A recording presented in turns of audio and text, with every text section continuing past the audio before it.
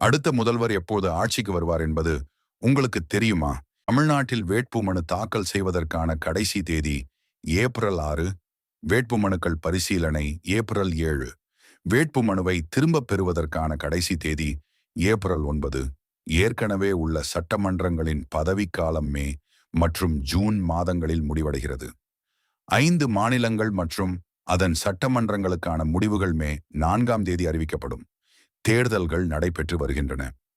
இந்த சட்டமன்றங்களின் பதவிக்காலம் மே மற்றும் ஜூன் 2026க்கு இடையில் காலாவதியாக இருப்பதால் தமிழகத்தில் முந்தைய சட்டமன்றங்கள் மே 10 அன்று காலாவதியாகும்.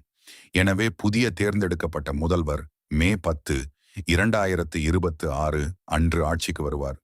மேற்கு வங்கத்தில் மே 7 அன்றும், அசாமில் மே 20 அன்றும், கேரளாவில் மே 23 அன்றும், புதுச்சேரியில் ஜூன் 15 அன்றும் முந்தைய சட்டமன்றங்கள் காலாவதியாகும்.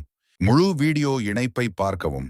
மேலும் நடப்பு நிகழ்வுகள் மற்றும் பல்வேறு தகவல்களுக்கு இந்த சேனலை பின்தொடரவும்.